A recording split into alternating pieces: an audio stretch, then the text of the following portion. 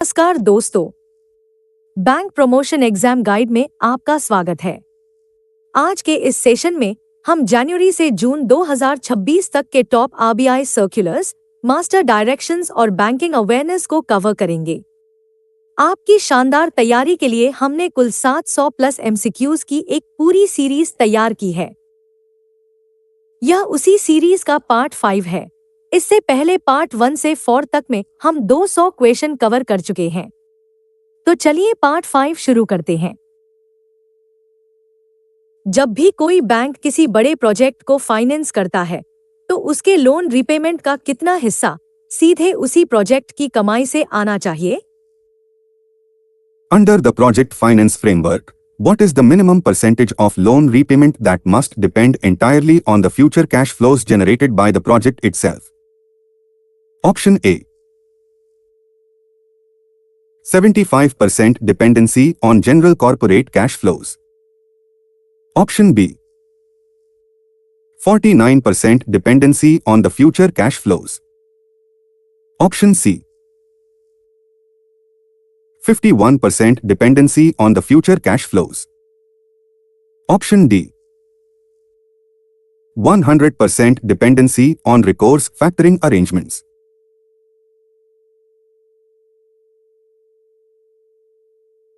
सही जवाब है ऑप्शन सी, यानी 51%।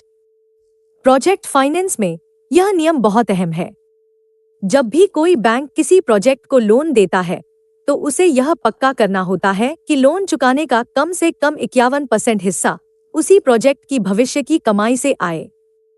जून 2025 में रिजर्व बैंक ऑफ इंडिया ने अपने नए निर्देशों में यह साफ कर दिया है, ताकि पेरेंट कंपनी अपने नुकसान वाले प्रोजेक्ट्स को आर्टिफिशियली सपोर्ट न कर सके।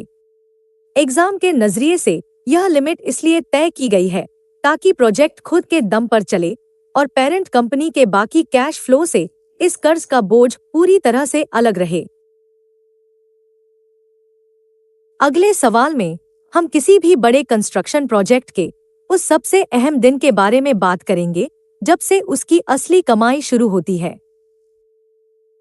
किसी भी बड़े इंफ्रास्ट्रक्चर प्रोजेक्ट में उस खास दिन को क्या कहते हैं जब वह प्रोजेक्ट पूरी तरह से बनकर तैयार हो जाता है और अपनी खुद की कमर्शियल कमाई शुरू कर देता है?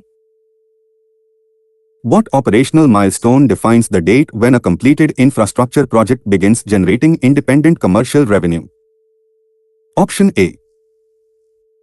Date of initial disbursement. Option B.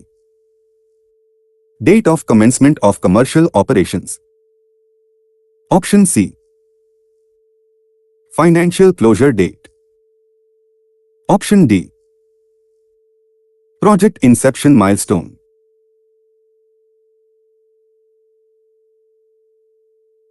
सही जवाब है ऑप्शन बी, यानी date of commencement of commercial operations.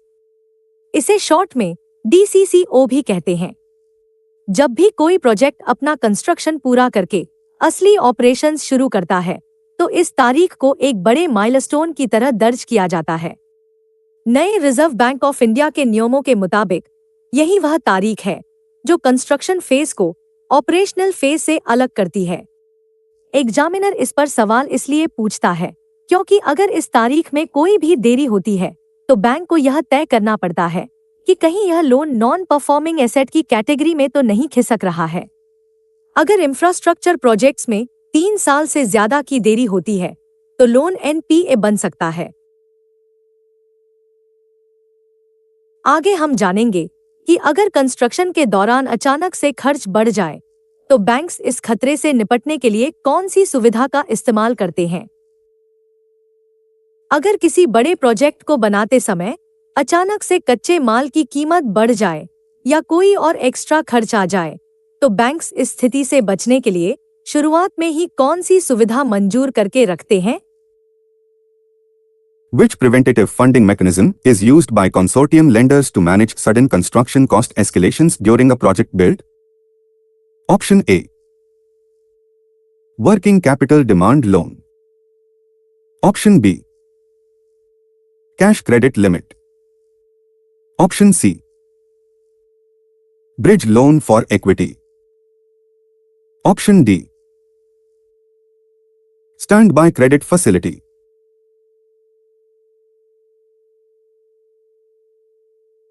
सही जवाब है ऑप्शन डी, यानी स्टैंड बाय क्रेडिट फैसिलिटी।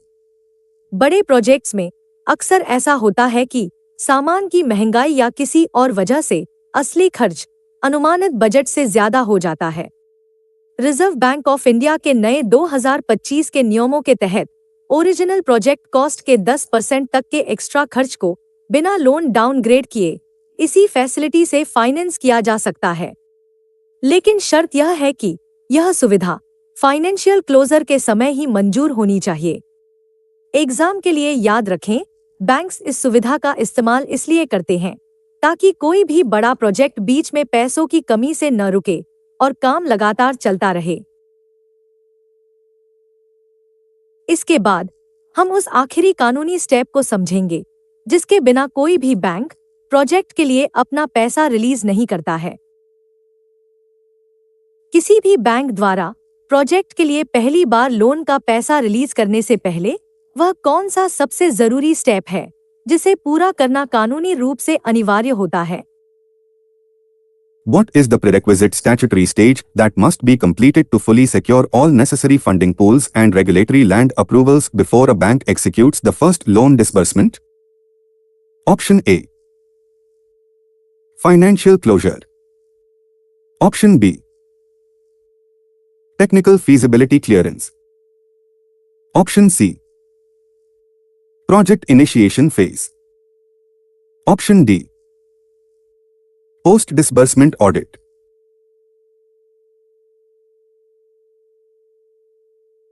सही जवाब है ऑप्शन ए, यानी फाइनेंशियल क्लोजर। यह वो स्टेज है जहां प्रोजेक्ट के लिए जरूरी सारा पैसा और जमीन से जुड़ी सभी सरकारी मंजूरियां पक्की कर ली जाती हैं। रिजर्व बैंक ऑफ इंडिया की नई गाइडलाइंस के अनुसार पहली डिसबर्समेंट से पहले टोटल प्रोजेक्ट कॉस्ट का कम से कम 90% हिस्सा कानूनी तौर पर टाई अप होना चाहिए। इसके अलावा पीपीपी प्रोजेक्ट्स के लिए 50% जमीन का अधिग्रहण भी अनिवार्य है। एग्जामिनर इस पर फोकस इसलिए करता है क्योंकि यह स्टेप बैंक के लिए रिस्क कम करने का सबसे बड़ा हथियार है। यह इस बात की गारंटी देता है कि लेंडर का पैसा तब तक खतरे में नहीं डाला जाएगा जब तक कि प्रोजेक्ट के पास पूरा बैकअप मौजूद न हो। चलिए अब हम किसी भी बैंक की असली कमाई नापने वाले एक बहुत ही मशहूर फाइनेंशियल फॉर्मूले की बात करते हैं।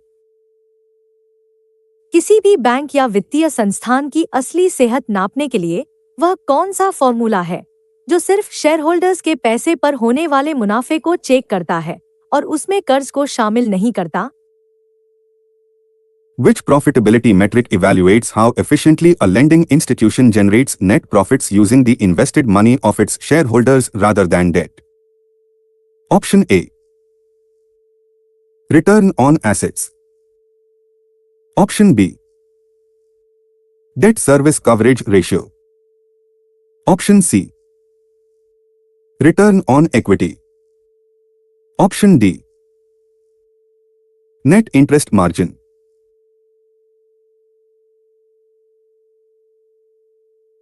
सही जवाब है ऑप्शन सी, यानी रिटर्न ऑन इक्विटी। बैंकिंग की दुनिया में किसी भी बैंक की असली ताकत इसी से नापी जाती है। यह मैट्रिक सिर्फ यह देखता है कि जो पैसा सीधे शेयरहोल्डर्स ने लगाया है उस पर बैंक कितना प्रॉफिट कमा रहा है। इसमें बाहर से लिए गए उधार या डेब्ट को पूरी तरह हटा दिया जाता है। इन्वेस्टर्स और रेगुलेटर्स दोनों ही इस पर कड़ी नजर रखते हैं क्योंकि कई बार बैंक्स अपना रिटर्न ज्यादा दिखाने के लिए बहुत ज्यादा उधारी लेने लगते हैं जो खतरे की घंटी हो सकती है। एग्जाम में यह सवाल बार बार आता है क्योंकि यह सीधा सीधा बैंक की फाइनेंशियल हेल्थ और उसके इन्वेस्टर्स के लिए बनाई गई असली वैल्यू का सबसे सटीक इंडिकेटर है। चलिए अब पिछले सवालों का क्विक रिवीजन कर लेते हैं। प्रोजेक्ट फाइनेंस में कैश फ्लो डिपेंडेंसी कम से कम 51% होनी चाहिए। DCCO वो दिन है जब प्रोजेक्ट अपनी असली कमाई शुरू करता है। अचानक खर्च बढ़ने पर bank stand by credit facility का इस्तेमाल करते हैं। लोन रिलीज करने से पहले फाइनेंशियल क्लोजर पूरा करना कानूनी रूप से अनिवार्य है। रिटर्न ऑन इक्विटी सिर्फ शेयर होल्डर्स के पैसे पर होने वाले प्रॉफिट को नापता है। जब सरकार और प्राइवेट कंपनियां मिलकर कोई बड़ा इंफ्रास्ट्रक्चर प्रोजेक्ट बनाती हैं, तो बैंक से पहला लोन मिलने के लिए कितनी जमीन का कब्जा होना जरूरी है? For public-private partnership infrastructure projects, what is the minimum land acquisition threshold required before a bank can execute the first loan disbursement? Option A. 25% land availability. Option B. 50% land availability. Option C. 75% land availability. Option D. 100% land availability.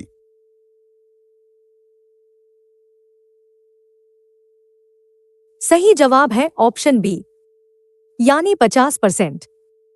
Public private partnership projects के लिए यह नियम इसलिए बनाया गया है ताकि construction शुरू करने के लिए पर्याप्त जमीन उपलब्ध हो, जिससे यह पक्का होता है कि जमीन विवाद की वजह से बैंक फंड्स ब्लॉक न हो। हाल ही में रिजर्व बैंक ऑफ इंडिया ने अपनी 2025 की गाइडलाइंस में साफ किया है कि पहले जमीन अधिग्रहण में देरी से प्रोजेक्ट की लागत बहुत बढ़ जाती थी, जिससे यह लोन एनपीए बन जाते थे। एग्जाम के लिए ध्यान रखें कि 50% का थ्रेशोल्ड सिर्फ पीपीपी मॉडल्स पर लागू होता है। अगले सवाल में हम देखेंगे कि अगर प्रोजेक्ट में सरकार शामिल न हो तो जमीन अधिग्रहण के नियम कितने बदल जाते हैं। अगर कोई कॉरपोरेट प्रोजेक्ट या प्राइवेट वेंचर बिना सरकारी पार्टनरशिप के बन रहा हो, तो लोन जारी करने से पहले बैंक कितनी जमीन का कब्जा मांगते हैं? What is the minimum land acquisition threshold required before a bank can process the initial loan disbursement for standard non-infrastructure corporate projects and private non-public private partnership ventures? Option A.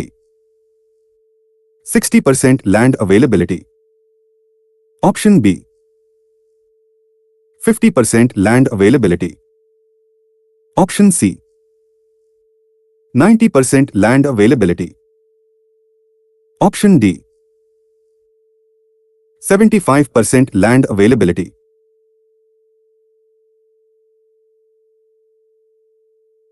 सही जवाब है option D, यानी 75%। बिना सरकारी मदद वाले non PPP projects के लिए रेगुलेटर्स ने यह लिमिट ज्यादा रखी है, क्योंकि प्राइवेट डेवलपर्स के पास जमीन अधिग्रहण के लिए सरकार का सीधा बैकअप नहीं होता है। रिजर्व बैंक के नए प्रोजेक्ट फाइनेंस नियमों के मुताबिक इन प्राइवेट प्रोजेक्ट्स में रिस्क बहुत ज्यादा होता है, इसलिए बिना जमीन पक्की किए बैंक लोन का पैसा रिस्क में नहीं डाल सकते। एग्जाम में ध्यान दें कि सरकारी बैकअप न होने की वजह से ही यह लिमिट 50% से बढ़ाकर 75% की गई है। लोन मिलने के बाद भी बैंक को कुछ पैसा रिजर्व रखना पड़ता है। अगले सवाल में हम कंस्ट्रक्शन के दौरान होने वाले प्रोविजन को समझेंगे। किसी भी आम अंडर कंस्ट्रक्शन प्रोजेक्ट लोन के लिए बैंकों को कम से कम कितना स्टैंडर्ड प्रोविजन रेट मेंटेन करना अनिवार्य होता है? What is the mandatory standard provision rate that lending banks must maintain for all general under construction project loans? Option A. 1.00% provision. Option B. 0.40% provision. Option C. 1.25% provision. Option D.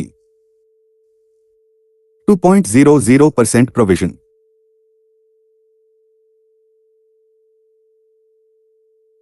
सही जवाब है option A, यानी 1%। Under construction projects के लिए यह 1% provision एक financial cushion की तरह काम करता है, ताकि अगर कंस्ट्रक्शन में देरी हो या खर्चा बढ़ जाए तो बैंक की बैलेंस शीट सुरक्षित रहे। रिजर्व बैंक के नियमों के मुताबिक जब कोई प्रोजेक्ट बन रहा होता है तो उसका रिस्क ज्यादा होता है, इसलिए यह रिजर्व पैसा बैंक को किसी भी अचानक होने वाले नुकसान से बचाता है। एग्जाम के नजरिए से याद रखें कि यह जनरल अंडर कंस्ट्रक्शन प्रोजेक्ट्स के लिए स्टैंडर्ड रेट है। अब अगर प्रोजेक्ट कमर्शियल रियल एस्टेट का हो तो यह प्रोविजन कैसे बदलता है, आइए देखते हैं। कमर्शियल रियल एस्टेट प्रोजेक्ट्स के लिए कंस्ट्रक्शन के दौरान और प्रोजेक्ट पूरा होने के बाद बैंक को कितना प्रोविजन रखना पड़ता है? What is the two-tier risk provisioning requirement assigned to commercial real estate projects during the construction and operational phases? Option A. 1.00% under construction dropping to 0.75% when completed. Option B. 2.00% under construction dropping to 1.50% when completed. Option C. 1.25% under construction dropping to 1.00% when completed. Option D. 0.40% under construction dropping to 0.25% when completed.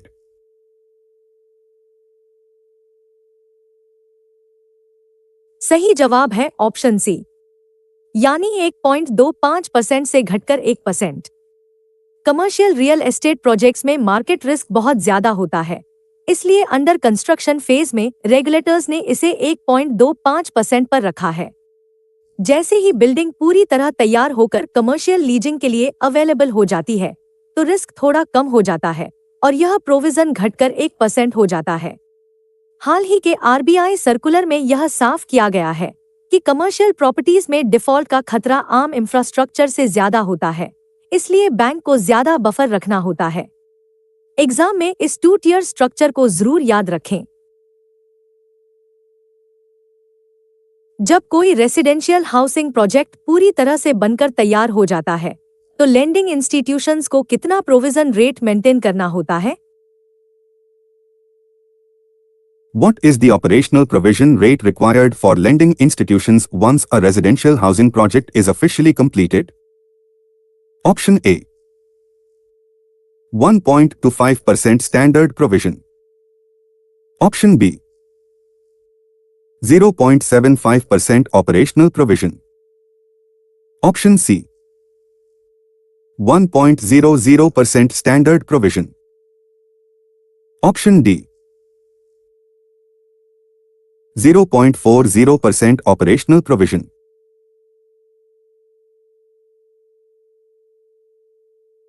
सही जवाब है option B, यानी 0.75%। Residential housing projects जब पूरे हो जाते हैं तो उनका default risk commercial real estate के मुकाबले काफी कम हो जाता है, क्योंकि तैयार घर सीधे कंज्यूमर्स को बेचे जा सकते हैं। बैंकिंग गाइडलाइंस के मुताबिक रिस्क प्रोफाइल कम होने की वजह से ही ऑपरेशनल फेज में प्रोविजन रेट को 1% से घटाकर 0.75% कर दिया जाता है, जिससे बैंकों को अपनी कैपिटल का बेहतर इस्तेमाल करने का मौका मिलता है।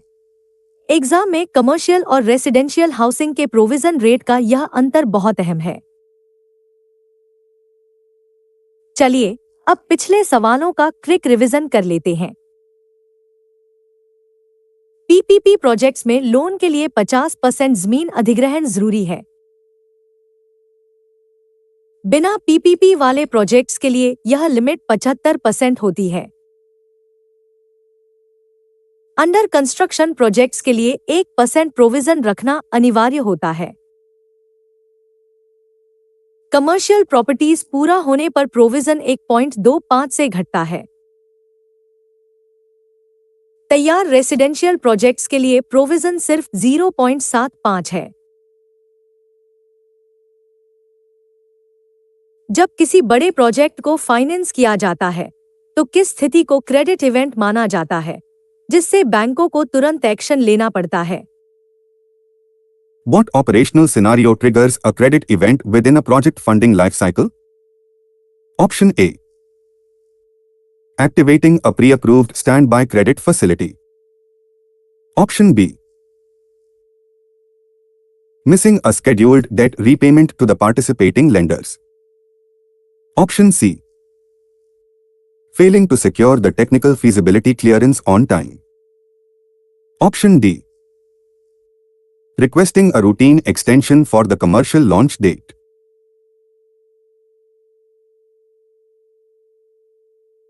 सही जवाब है ऑप्शन बी, यानी missing a scheduled date repayment. जब कोई प्रोजेक्ट अपने लेंडर्स को तय समय पर लोन की किश्त नहीं चुका पाता, तो उसे क्रेडिट इवेंट डिक्लेयर किया जाता है। इस इवेंट के डिक्लेयर होते ही बैंकिंग कंसोर्टियम को तुरंत प्रोजेक्ट की स्थिति का रिव्यू करना पड़ता है। रिजर्व बैंक ऑफ इंडिया की गाइडलाइंस के तहत क्रेडिट इवेंट ट्रिगर होते ही बैंकों को 30 दिनों का एक रिव्यू पीरियड मिलता है, जिसमें उन्हें एक करेक्टिव रेजोल्यूशन प्लान तैयार करना होता है। इस सख्त नियम का मकसद यह है कि बैंक समय रहते एक्शन लें और जो पैसा प्रोजेक्ट में लगा है उसे डूबने से बचाया जा सके। एग्जाम के नजरिए से इसे याद रखें, क्योंकि यह बैंकों की क्रेडिट मॉनिटरिंग और रिस्क असेसमेंट का सबसे क्रिटिकल हिस्सा है। अगले सवाल में हम जानेंगे कि इंफ्रास्ट्रक्चर प्रोजेक्ट्स के कमर्शियल लॉन्च में देरी होने पर बैंकों को लोन डाउनग्रेड करने के लिए कितना समय मिलता है। अगर किसी बड़े इंफ्रास्ट्रक्चर प्रोजेक्ट के कमर्शियल लॉन्च में देरी हो जाए, तो बैंक कितने समय तक उस लोन को बैड लोन की कैटेगरी में डालने से बच सकते हैं? What is the maximum permitted commercial launch delay granted to formal infrastructure projects before the loan account is downgraded into a bad loan? Option A. 1 year. Option B.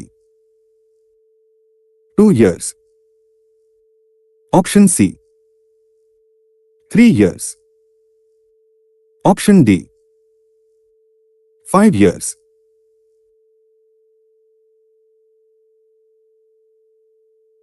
सही जवाब है ऑप्शन सी, यानी 3 साल। फॉर्मल इंफ्रास्ट्रक्चर प्रोजेक्ट्स को अपना commercial launch टालने के लिए मैक्सिमम 3 साल की छूट दी जाती है। इतने लंबे समय तक बैंक उस लोन को बैड लोन या एनपीए में डाउनग्रेड नहीं करते हैं। Reserve Bank of India infrastructure projects को यह लंबी मोहलत इसलिए देता है क्योंकि इनमें अक्सर जमीन अधिग्रहण या पर्यावरण मंजूरी जैसी बड़ी सरकारी अड़चनें आती हैं। हालिया प्रोजेक्ट फाइनेंस ड्राफ्ट के अनुसार इस 3 साल की विंडो का फायदा तभी मिलता है जब देरी का कारण प्रमोटर के कंट्रोल से बाहर हो। एग्जामिनर इस पॉइंट को इसलिए पूछता है क्योंकि इंफ्रास्ट्रक्चर और नॉर्मल कॉरपोरेट प्रोजेक्ट्स के बीच रिस्क असेसमेंट का यह सबसे बड़ा अंतर है। क्या नॉर्मल कमर्शियल प्रोजेक्ट्स को भी देरी के लिए इतनी ही मोहलत मिलती है? आइए समझते हैं। अगर किसी साधारण नॉन इंफ्रास्ट्रक्चर कॉरपोरेट प्रोजेक्ट को शुरू होने में देरी होती है, तो बैंक उसे कितने समय बाद बैड लोन में डाउनग्रेड कर देते हैं? What is the maximum permitted commercial launch delay for standard non-infrastructure corporate projects before the lending bank must downgrade the asset? Option A. 2 years. Option B. 3 years. Option C. 4 years. Option D. 1 year.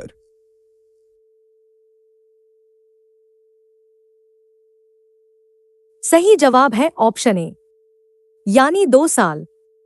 Standard non infrastructure projects के लिए commercial launch में देरी की अधिकतम सीमा 2 साल तय की गई है। इसके बाद लेंडिंग बैंक को उस एसेट को डाउनग्रेड एसेट की कैटेगरी में डालना ही पड़ता है। रेगुलेटर ने इन प्राइवेट फैक्ट्रियों और कमर्शियल वेंचर्स के लिए यह लिमिट 2 साल इसलिए रखी है क्योंकि इनमें पब्लिक इंफ्रास्ट्रक्चर जैसे बड़े सिस्टमिक या सरकारी बॉटलनेक्स का सामना नहीं करना पड़ता। अगर कोई फैक्ट्री समय पर शुरू नहीं हो रही, तो यह अक्सर प्रमोटर की गलती या खराब मैनेजमेंट का संकेत होता है, इसीलिए इसे जल्दी डाउनग्रेड किया जाता है। बैंकिंग एग्जाम्स में यह सवाल अक्सर इंफ्रास्ट्रक्चर और नॉन इंफ्रास्ट्रक्चर के बीच के अंतर को टेस्ट करने के लिए आता है। जब कई बैंक मिलकर किसी बड़े प्रोजेक्ट को फाइनेंस करते हैं, तो रिस्क मैनेजमेंट कैसे होता है? अगला सवाल इसी बारे में है। जब कई बैंक मिलकर 1500 करोड़ रुपए तक का कंसोर्टियम लोन देते हैं, तो रिस्क को सही से मैनेज करने के लिए हर बैंक का कम से कम कितना हिस्सा होना चाहिए? For a total project finance consortium loan of up to 1500 crore rupees, what is the minimum exposure required from every individual participating lender? Option A. 5% minimum exposure. Option B. 15% minimum exposure. Option C. 20% minimum exposure. Option D. 10% minimum exposure.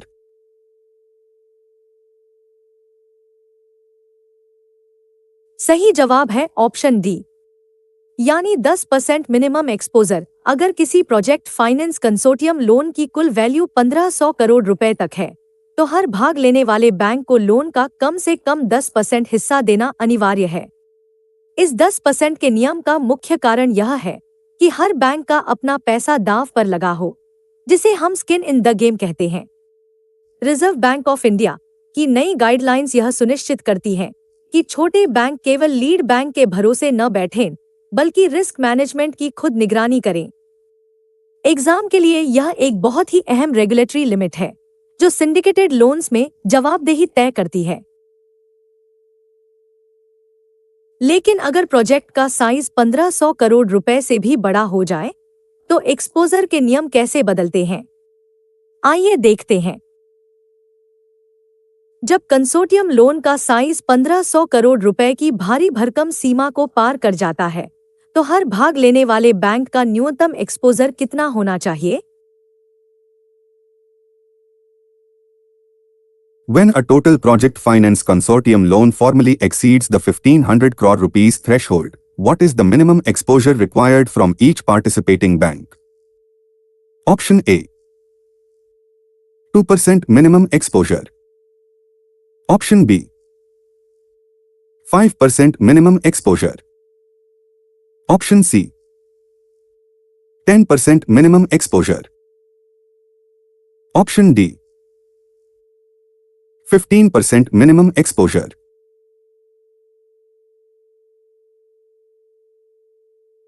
सही जवाब है option B, यानी 5% minimum exposure. जब कोई mega project finance consortium loan 1500 crore रुपए की सीमा को पार कर जाता है, तो हर बैंक के लिए मिनिमम एक्सपोजर की शर्त घटकर 5% रह जाती है। रेगुलेटर ने इन विशाल प्रोजेक्ट्स के लिए व्यक्तिगत लिमिट इसलिए घटाई है ताकि कंसोर्टियम में ज्यादा से ज्यादा बैंक शामिल हो सकें। नई गाइडलाइंस के अनुसार इस नियम से हजारों करोड़ का भारी क्रेडिट रिस्क पूरे बैंकिंग सिस्टम में सुरक्षित रूप से बंट जाता है और किसी एक बैंक पर दबाव नहीं पड़ता। बैंकिंग क्रेडिट और रिस्क मैनेजमेंट के टॉपिक्स में यह थ्रेशोल्ड एग्जामिनर का सबसे पसंदीदा सवाल होता है। चलिए अब पिछले सवालों का क्विक रिवीजन कर लेते हैं। कंसोर्टियम लोन में किश्त का बाउंस होना क्रेडिट इवेंट कहलाता है। इंफ्रास्ट्रक्चर प्रोजेक्ट्स में कमर्शियल लॉन्च टालने की लिमिट 3 साल होती है।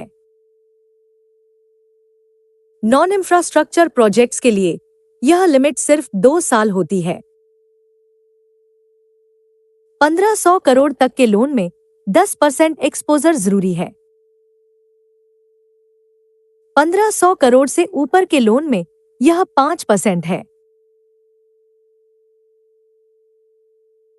जब कोई व्यक्ति किसी कोऑपरेटिव बैंक के बोर्ड पर लंबे समय तक बना रहता है, तो एकाधिकार का खतरा बढ़ जाता है।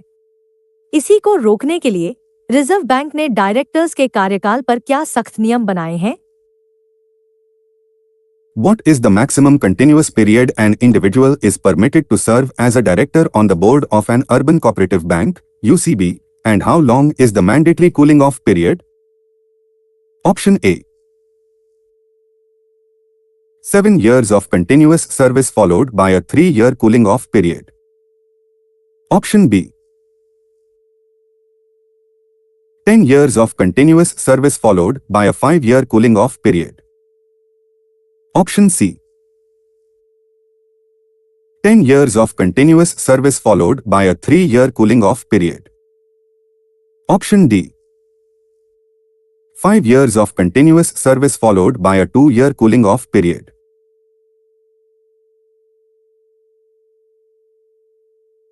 सही जवाब है ऑप्शन सी, यानी 10 साल के लगातार कार्यकाल के बाद 3 साल का कूलिंग ऑफ।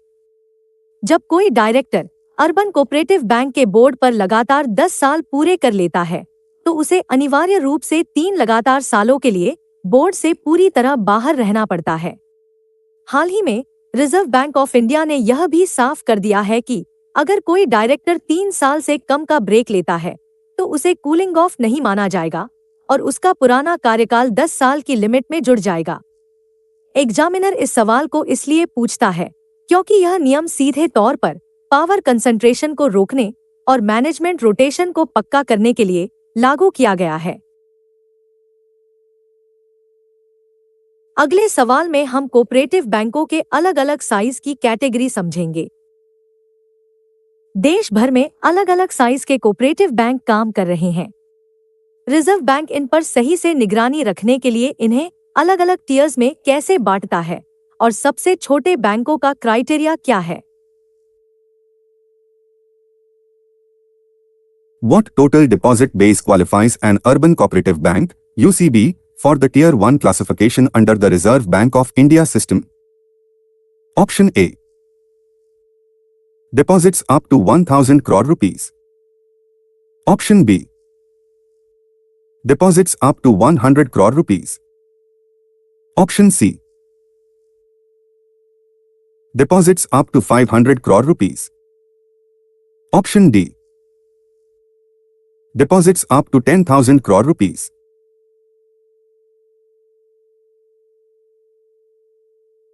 सही जवाब है ऑप्शन बी, यानी 100 करोड़ रुपए तक के डिपॉजिट्स। 2022 की गाइडलाइंस के मुताबिक अगर किसी अर्बन कोऑपरेटिव बैंक के पास कुल डिपॉजिट्स 100 करोड़ रुपए तक हैं, तो उसे टियर 1 क्लासिफिकेशन में रखा जाएगा।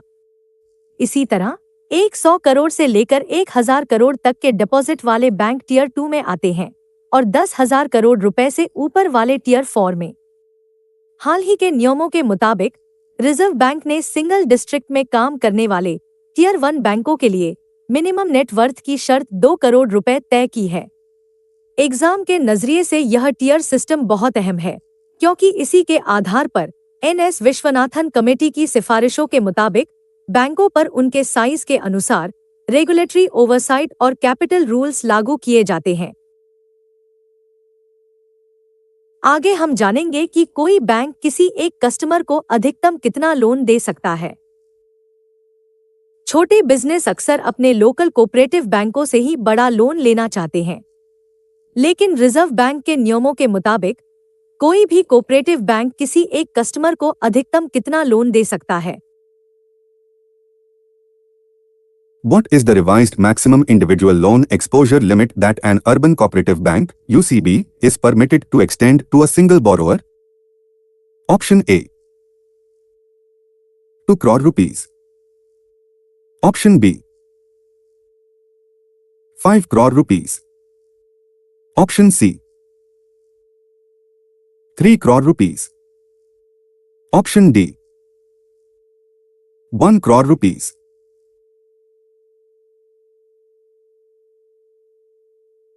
सही जवाब है ऑप्शन सी, यानी 3 करोड़ रुपए।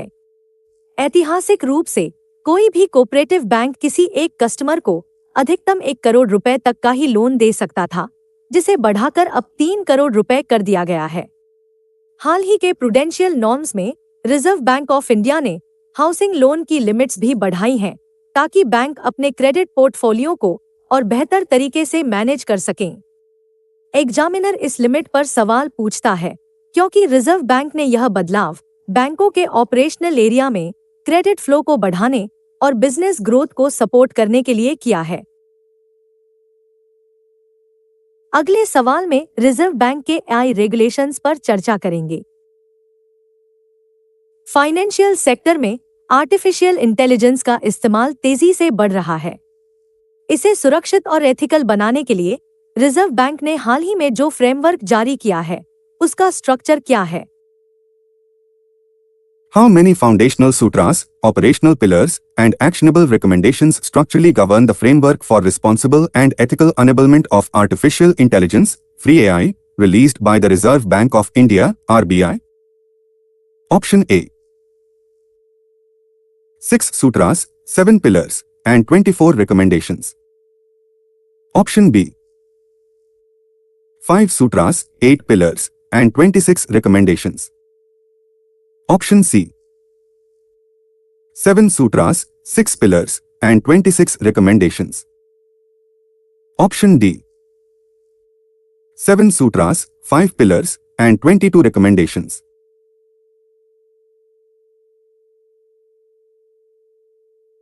सही जवाब है ऑप्शन सी, यानी 7 सूत्रास, 6 पिलर्स और 26 रिकमेंडेशंस। फाइनेंस सेक्टर में एआई के सुरक्षित इस्तेमाल के लिए रिजर्व बैंक ने फ्री एआई फ्रेमवर्क तैयार किया है, जो ट्रस्ट और फेयरनेस जैसे 7 सूत्रास पर टिका है और इसे लागू करने के लिए 6 पिलर्स बनाए गए हैं। इस ड्राफ्ट को तैयार करने के लिए रिजर्व बैंक ने 100 से ज्यादा स्टेकहोल्डर्स के साथ बातचीत की है और इसमें एआई की निगरानी के लिए एक परमानेंट स्टैंडिंग कमेटी बनाने की भी सिफारिश की गई है। एग्जाम में यह फ्रेमवर्क बहुत जरूरी है क्योंकि इसमें अर्ली स्टेज क्रिएटर्स को बचाने के लिए ग्रेडेड लायबिलिटी का सिस्टम और सुरक्षित टेस्टिंग के लिए एआई इनोवेशन सैंडबॉक्स बनाने की बात कही गई है। अब हम भारत के स्वदेशी एआई लैंग्वेज मॉडल के बारे में जानेंगे। भारत अपने नागरिकों को उनकी अपनी भाषा में डिजिटल सुविधाएं देने के लिए खुद का आर्टिफिशियल इंटेलिजेंस डेवलप कर रहा है। इस कड़ी में सरकार द्वारा फंड किया गया पहला मल्टीमॉडल लार्ज लैंग्वेज मॉडल कौन सा है? Which is the first government-funded multimodal large language model (LLM) in India? Option A. Evolutions Program. Option B. Varia Video Model. Option C. BioE 3 Policy. Option D. Bharat Gen.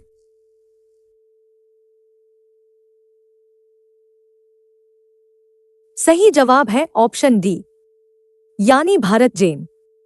यह भारत सरकार द्वारा fund किया गया पहला multimodal large language model है, जिसे IIT Bombay के technology innovation hub ने डेवलप किया है और यह 22 ऑफिशियल भारतीय भाषाओं को सपोर्ट करता है। हाल ही में इस प्रोजेक्ट के तहत परमवन नाम का टेक्स्ट मॉडल भी रिलीज किया गया है, जिसे इंडिया एआई मिशन के तहत भारी फंडिंग का सपोर्ट भी मिला है।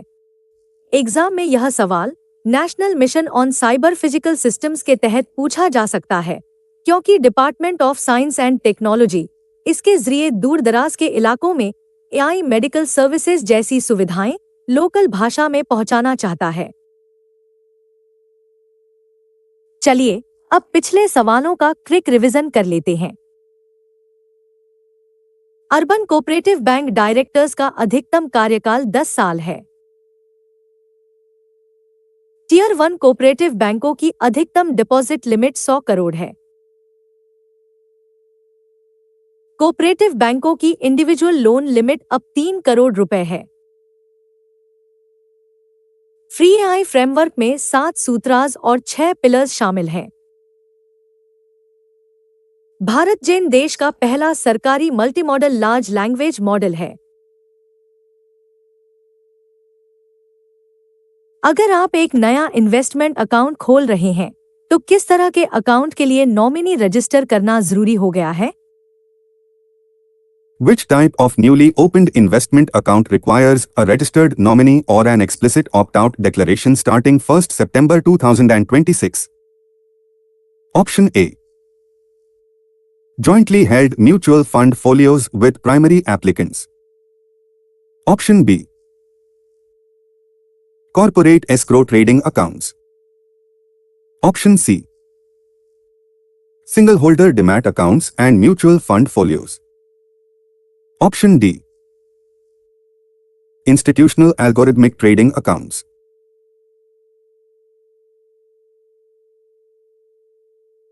सही जवाब है ऑप्शन सी, यानी सिंगल होल्डर डीमैट अकाउंट्स और mutual fund folios. Securities and Exchange Board of India यानी सेबी के नए नियमों के तहत 1 सितंबर 2026 से खुलने वाले सभी सिंगल होल्डर अकाउंट्स के लिए नॉमिनी रजिस्टर करना अनिवार्य कर दिया गया है। अगर कोई इन्वेस्टर नॉमिनी नहीं रखना चाहता तो उसे एक explicit opt out declaration submit करना होगा। दूसरी तरफ जॉइंटली हेल्ड अकाउंट्स के लिए यह पूरी तरह से ऑप्शनल है। सेबी ने यह नियम इसलिए लागू किया है ताकि अकाउंट होल्डर के बाद एसेट्स का ट्रांसमिशन आसानी से हो सके और सिस्टम में लावारिस फंड्स जमा होने से रोके जा सकें। एक जरूरी बात, अगर जॉइंट अकाउंट में नॉमिनी को बदलना या कैंसिल करना हो तो यूनानिमस कंसेंट की जरूरत होती है, मतलब सभी जॉइंट होल्डर्स की मंजूरी अनिवार्य है। एग्जाम के लिए यह जानना बहुत अहम है क्योंकि यह सीधे तौर पर इन्वेस्टर प्रोटेक्शन और सक्सेशन प्लानिंग से जुड़ा हुआ है। अगले सवाल में हम समझेंगे कि एक इन्वेस्टमेंट अकाउंट में ज्यादा से ज्यादा कितने लोगों को वारिस बनाया जा सकता है। इन्वेस्टमेंट अकाउंट्स में सक्सेशन को आसान बनाने के लिए एक इन्वेस्टर कानूनी तौर पर ज्यादा से ज्यादा कितने नॉमिनीज अपॉइंट कर सकता है। What is the maximum number of nominees an investor is legally permitted to appoint for a single investment account? Option A. 3 nominees. Option B. 5 nominees. Option C. 2 nominees. Option D. 10 nominees.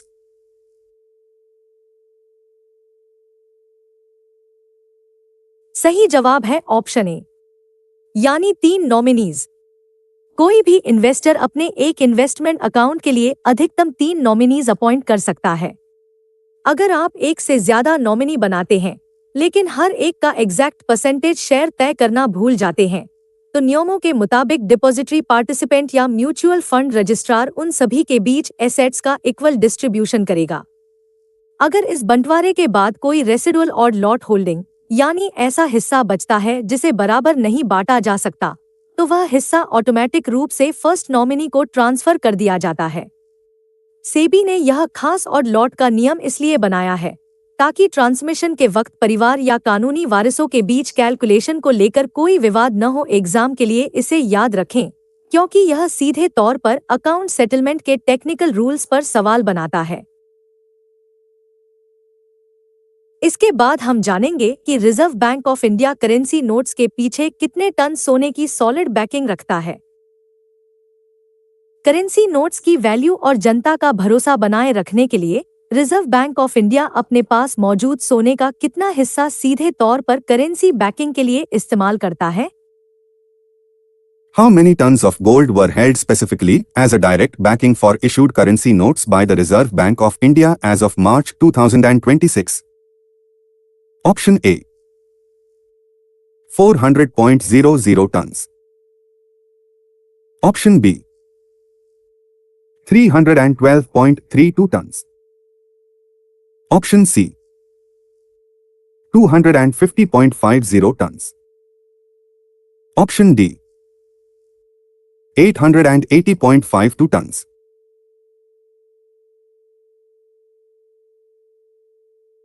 सही जवाब है option B, यानी 312.32 ton. मार्च 2026 तक reserve Bank of India के पास कुल 880.52 ton सोना था। इसमें से ठीक 312.32 टन सोना विशेष रूप से इश्यूड करेंसी नोट्स के लिए डायरेक्ट बैकिंग के तौर पर रखा गया है। बाकी बचे हुए सोने को बैंकिंग डिपार्टमेंट के एसेट के तौर पर ट्रीट किया जाता है। इस स्ट्रेटेजिक बंटवारे का मुख्य कारण यह है कि सोना सेंट्रल बैंकिंग में दोहरी भूमिका निभाता है। यह मैक्रो इकोनॉमिक स्टेबिलिटी के लिए एक एक्सटर्नल रिजर्व एसेट भी है और फिजिकल करेंसी पर जनता का भरोसा बनाए रखने के लिए एक स्टैट्यूटरी गारंटर भी। एग्जाम में यह डेटा पॉइंट बहुत खास है क्योंकि यह करेंसी इश्यू डिपार्टमेंट और बैंकिंग डिपार्टमेंट के बीच एसेट अलोकेशन का सीधा सबूत है। अगले सवाल में हम महंगाई के उस फिक्स्ड टारगेट पर बात करेंगे जिसे सेंट्रल बैंक को हर हाल में अचीव करना होता है। महंगाई को कंट्रोल में रखने के लिए सेंट्रल गवर्नमेंट ने रिजर्व बैंक के साथ मिलकर कंज्यूमर प्राइस इंडेक्स का क्या टारगेट सेट किया है? What is the statutory consumer price index (CPI) inflation target retained by the central government for the period ending on 31st March 2031? Option A. 4% with a tolerance band of plus or minus 2%. Option B. 4.6% with a tolerance band of plus or minus 2%. Option C. 4.3% with a tolerance band of plus or minus 2%. Option D. 3.1% with a tolerance band of plus or minus 2%.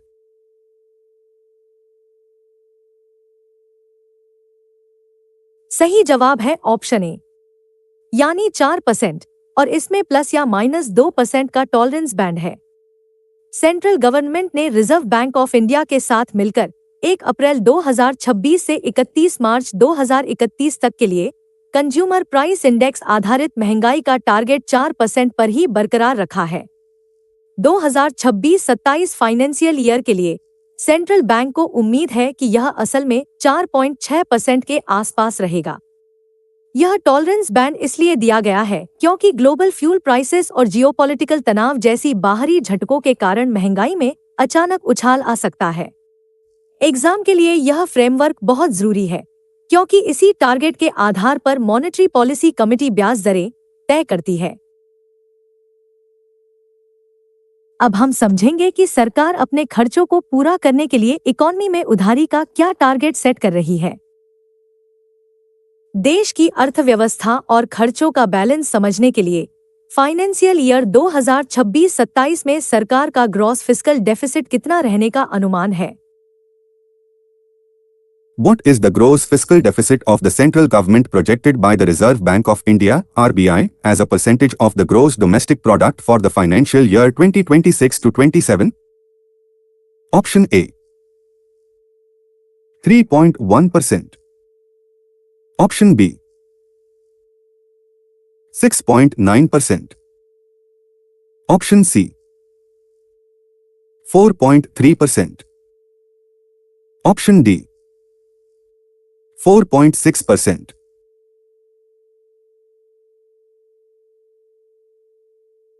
सही जवाब है option C, यानी 4.3%। Reserve Bank of India का अनुमान है कि 2026-27 financial year के लिए सेंट्रल गवर्नमेंट का gross fiscal deficit gross domestic product का 4.3% रहेगा। इसके साथ ही सरकार ने इंटरनेशनल इकोनॉमिक वॉलेटिलिटी से निपटने के लिए एक इकोनॉमिक स्टेबलाइजेशन फंड भी बनाया है। यह फंड और रिजर्व बैंक के लिक्विडिटी इंजेक्शन के कदम मिलकर काम करते हैं ताकि डोमेस्टिक बॉन्ड यील्ड्स पर पड़ने वाले दबाव को रोका जा सके। एग्जाम में यह फिस्कल डेफिसिट का आंकड़ा सीधे पूछा जाता है क्योंकि यह सरकार की उधारी और इकोनॉमी की सेहत का सबसे बड़ा इंडिकेटर है। चलिए अब पिछले सवालों का क्विक रिवीजन कर लेते हैं। सेबी ने सिंगल होल्डर डीमैट अकाउंट्स के लिए नॉमिनी रजिस्टर करना अनिवार्य किया है। एक अकाउंट में अधिकतम 3 नॉमिनीज हो सकते हैं और बंटवारा बराबर होता है। रिजर्व बैंक 312.32 टन सोना करेंसी बैकिंग में रखता है। महंगाई का टारगेट 4% है, जिसमें 2% का टॉलरेंस बैंड शामिल है। सरकार का ग्रॉस फिस्कल डेफिसिट जीडीपी का 4.3% रहने का अनुमान है। जब रिजर्व बैंक ऑफ इंडिया भविष्य के लिए देश की आर्थिक तरक्की का अनुमान लगाता है, तो अगले वित्तीय वर्ष के लिए जीडीपी ग्रोथ का क्या टारगेट सेट किया गया है। What is the real gross domestic product growth projected by the Reserve Bank of India (RBI) for the financial year 2026 to 27? Option A. 7.6%. Option B. 4.6%. Option C.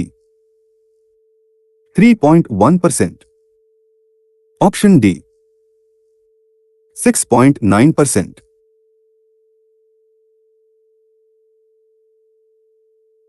सही जवाब है option D, यानी 6.9%। Reserve Bank of India या RBI के मुताबिक 2026-27 के लिए India की real gross domestic product growth 6.9% रहने का अनुमान है। यह पिछले साल के 7.6% के मुकाबले थोड़ा कम है। आरबीआई ने चेतावनी दी है कि इस ग्रोथ में गिरावट का मुख्य कारण पश्चिम एशिया में चल रहा लंबा तनाव और ग्लोबल एनर्जी की बढ़ती कीमतें हैं। इंटरनेशनल मार्केट में कच्चे तेल यानी क्रूड ऑयल के महंगे होने से कंपनियों की इनपुट कॉस्ट काफी बढ़ जाती है, जिससे ग्रोथ धीमी हो सकती है। एग्जाम के लिए याद रखें, यह डेटा मैक्रो इकोनॉमिक आउटलुक का एक बहुत ही महत्वपूर्ण हिस्सा है, जो सीधे मॉनेटरी पॉलिसी को प्रभावित करता है। अगले सवाल में हम बात करेंगे देश के खजाने की, यानी विदेशी मुद्रा भंडार की। किसी भी देश की अर्थव्यवस्था को बाहरी झटकों से बचाने के लिए रिजर्व बैंक के पास जमा विदेशी मुद्रा का कुल भंडार कितना होना चाहिए और हाल ही में यह आंकड़ा कहां तक पहुंच गया है? What was the total value of India's foreign exchange reserves at the end of March 2026? Option A.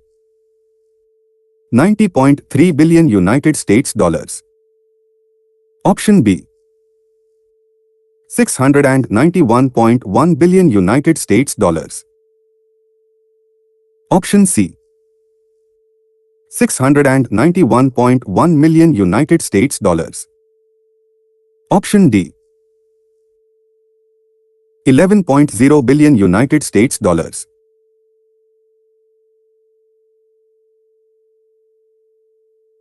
सही जवाब है ऑप्शन बी, यानी 691.1 बिलियन यूनाइटेड स्टेट्स डॉलर। मार्च 2026 के अंत तक भारत का कुल विदेशी मुद्रा भंडार 691.1 बिलियन डॉलर तक पहुंच गया था। आरबीआई के अनुसार यह रकम इतनी बड़ी है कि इससे अगले 11 महीनों तक देश का सारा इंपोर्ट कवर किया जा सकता है। इसके अलावा यह रिजर्व हमारे विदेशी कर्ज यानी एक्सटर्नल डेट का 90.3% कवर करता है। दुनिया भर में सबसे ज्यादा रिजर्व चीन के पास है, जबकि भारत इस मामले में चौथे नंबर पर आता है, जो हमारी इकोनॉमी की मजबूती को दर्शाता है।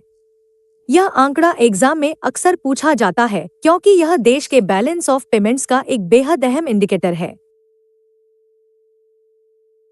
अगले सवाल में हम पूरी दुनिया की इकोनॉमी की चाल समझेंगे, जिसे इंटरनेशनल मॉनेटरी फंड ट्रैक करता है।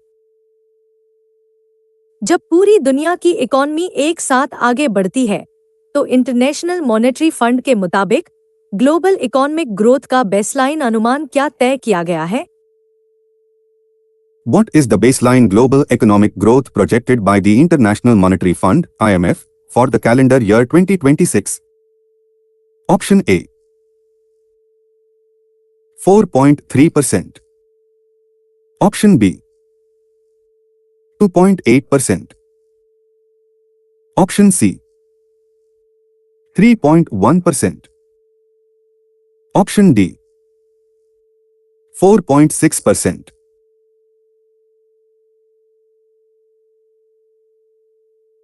सही जवाब है ऑप्शन सी, यानी 3.1%। इंटरनेशनल मॉनेटरी फंड या आईएमएफ के बेसलाइन सिनेरियो के अनुसार कैलेंडर ईयर 2026 में ग्लोबल इकोनॉमी 3.1% की दर से बढ़ेगी। वहीं ग्लोबल मर्चेंडाइज और सर्विसेज ट्रेड के ग्रोथ की रफ्तार धीमी होकर 2.8% रहने की उम्मीद है। ग्लोबल लेवल पर यह सुस्ती मिडिल ईस्ट में चल रहे युद्ध के असर और एनर्जी शॉक की वजह से आई है। हालांकि आर्टिफिशियल इंटेलिजेंस जैसी टेक्नोलॉजी में इन्वेस्टमेंट से इसे थोड़ा सपोर्ट मिला है। डोमेस्टिक साइड की बात करें तो रिजर्व बैंक के मुताबिक नेट एक्सपोर्ट्स ने भारतीय इकोनॉमी पर 0.1% का नेगेटिव असर डाला है।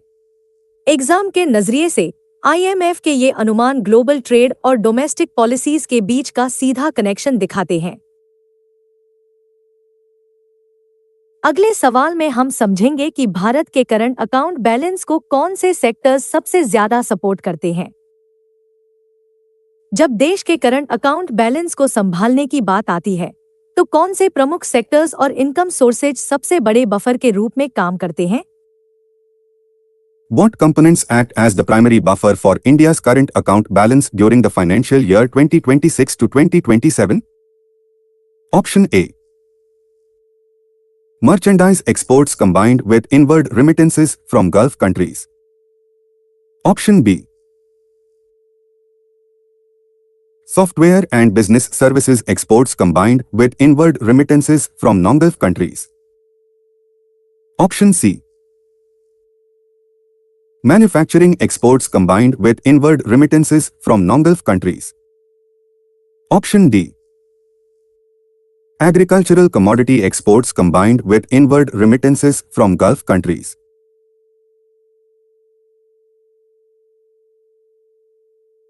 सही जवाब है ऑप्शन बी, यानी software and business services exports और नॉन गल्फ देशों से आने वाली रेमिटेंस। अप्रैल से दिसंबर 2025 के बीच भारत के नेट सर्विसेज एक्सपोर्ट्स में 15.3% की भारी ग्रोथ दर्ज की गई। इसमें सिर्फ सॉफ्टवेयर और बिजनेस सर्विसेज की हिस्सेदारी 77.8% रही। दुनिया भर में बढ़ रहे इंफॉर्मेशन टेक्नोलॉजी स्पेंडिंग के कारण भारत से सॉफ्टवेयर एक्सपोर्ट की डिमांड लगातार मजबूत बनी हुई है। खासकर अमेरिका जैसे मार्केट से यही सर्विस एक्सपोर्ट्स और विदेशों में काम कर रहे भारतीयों द्वारा भेजा गया पैसा यानी इनवर्ड रेमिटेंस हमारे करंट अकाउंट डेफिसिट को कंट्रोल करने में सबसे बड़ा रोल प्ले करते हैं। एग्जामिनर यह सवाल इसलिए पूछता है क्योंकि यह भारत की सर्विस ड्रिवन इकोनॉमी और ट्रेड बैलेंस के सबसे क्रिटिकल पिलर को हाईलाइट करता है। अगले सवाल में हम स्पेस सेक्टर और सैटेलाइट मैन्युफैक्चरिंग में आने वाले विदेशी निवेश के नए नियमों को देखेंगे। देश के स्पेस सेक्टर को तेजी से आगे बढ़ाने के लिए सरकार ने सैटेलाइट मैन्युफैक्चरिंग में विदेशी कंपनियों को कितना निवेश करने की छूट दी है? What is the maximum permitted foreign direct investment limit for satellite manufacturing and space components under the liberalized norms? Option A. 49%. Option B. 51%. Option C. 74%. Option D.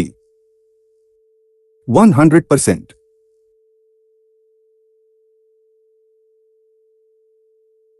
सही जवाब है ऑप्शन डी, यानी 100%। सरकार की नई पॉलिसी के तहत अब सैटेलाइट मैन्युफैक्चरिंग और स्पेस कंपोनेंट्स के क्षेत्र में 100% फॉरेन डायरेक्ट इन्वेस्टमेंट यानी एफडीआई की अनुमति दे दी गई है। इस बड़े फैसले का मुख्य उद्देश्य ग्लोबल कैपिटल और लेटेस्ट टेक्नोलॉजी को भारत में लाना है ताकि हमारा डोमेस्टिक स्पेस सेक्टर और मजबूत हो सके। इंडियन स्पेस पॉलिसी 2023 के जरिए प्राइवेट सेक्टर और विदेशी निवेशकों को ऑटोमेटिक रूट से इन्वेस्टमेंट करने की यह छूट दी गई है, जिससे भारत ग्लोबल स्पेस मार्केट का एक बड़ा हब बन सके। आरबीआई ने भी इस बदलाव को 2026-27 के दौरान देश में कैपिटल फ्लो बढ़ाने वाला एक प्रमुख कारण माना है। एग्जाम के लिए यह एक बहुत जरूरी अपडेट है क्योंकि यह सीधे तौर पर लिबरलाइज्ड पॉलिसी से जुड़ा है। चलिए अब पिछले सवालों का क्विक रिवीजन कर लेते हैं। आरबीआई ने रियल जीडीपी ग्रोथ का टारगेट 6.9% रखा है। भारत का विदेशी मुद्रा भंडार $691.1 बिलियन है। आईएमएफ के मुताबिक ग्लोबल इकोनॉमिक ग्रोथ 3.1% रहेगी। सॉफ्टवेयर एक्सपोर्ट्स और रेमिटेंस भारत के करंट अकाउंट बैलेंस को सपोर्ट करते हैं।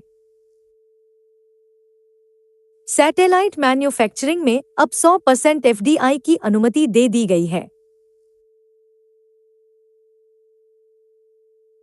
दुनिया भर में आर्टिफिशियल इंटेलिजेंस और क्लाउड कंप्यूटिंग तेजी से बढ़ रहे हैं, जिसके लिए बड़े इंफ्रास्ट्रक्चर की जरूरत होती है। तो इसी को देखते हुए 2047 तक डेटा सेंटर्स के लिए कितना कमिटमेंट किया गया है?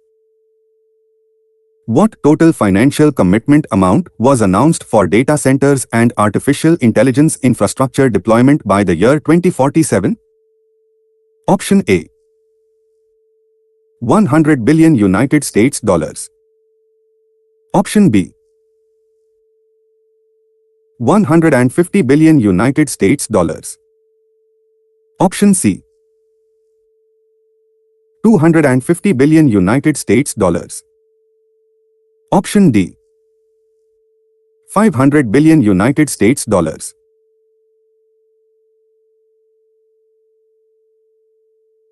सही जवाब है ऑप्शन सी, यानी 250 बिलियन यूनाइटेड स्टेट्स डॉलर्स। दुनिया भर में आर्टिफिशियल इंटेलिजेंस का तेजी से विकास हो रहा है, जिसके लिए बहुत बड़े डेटा सेंटर्स की जरूरत होती है।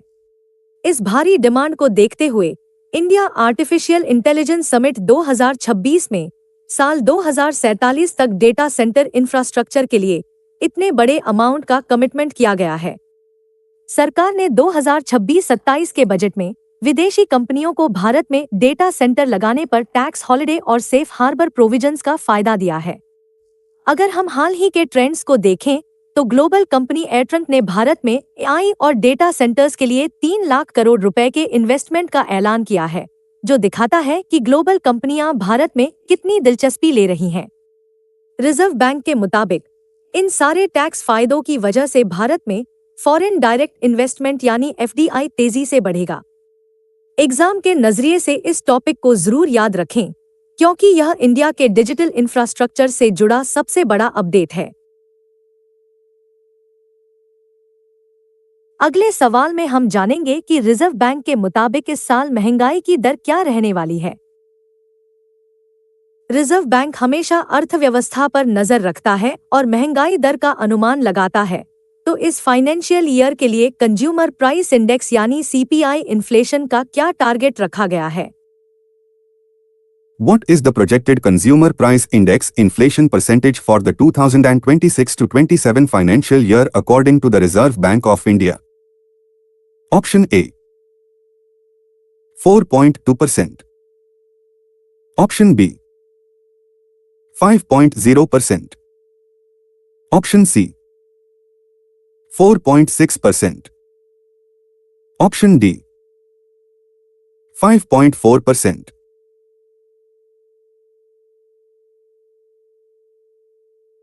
सही जवाब है ऑप्शन सी, यानी 4.6%। रिजर्व बैंक ऑफ इंडिया ने अपनी रिपोर्ट में बताया है कि 2026-27 के लिए महंगाई दर यानी कंज्यूमर प्राइस इंडेक्स का अनुमान 4.6% है। देश में अनाज का स्टॉक अच्छा होने के बावजूद रिजर्व बैंक ने चेतावनी दी है कि महंगाई बढ़ने का खतरा बना हुआ है। ऐसा इसलिए है क्योंकि ग्लोबल फ्यूल प्राइसेस और एक्सचेंज रेट्स लगातार ऊपर नीचे हो रहे हैं। हाल ही में रिजर्व बैंक के गवर्नर संजय मल्होत्रा ने भी बताया था कि वेस्ट एशिया में चल रहे कॉन्फ्लिक्ट और एल नीनो के खतरे की वजह से कच्चे तेल और खाने पीने की चीजों के दाम अचानक बढ़ सकते हैं। एग्जाम के लिए इस फिगर को याद रखें, क्योंकि मैक्रो इकोनॉमिक्स और बैंकिंग पॉलिसी में इन्फ्लेशन प्रोजेक्शन सबसे ज्यादा पूछा जाने वाला डेटा है। डिजिटल पेमेंट्स के इस दौर में लोग कैश कितना इस्तेमाल कर रहे हैं? अगले सवाल का आंकड़ा आपको हैरान कर देगा। हम सब यूपीआई का इस्तेमाल रोज करते हैं, लेकिन क्या इसके बावजूद अर्थव्यवस्था में नकद यानी कैश की हिस्सेदारी बढ़ रही है या घट रही है? और मार्च 2026 तक यह आंकड़ा जीडीपी का कितना % हो गया है? What percentage did the national currency to gross domestic product ratio reach during the financial year ending March 2026? Option A. 11.9%. Option B. 12.1%. Option C. 11.7%. Option D. 11.4%.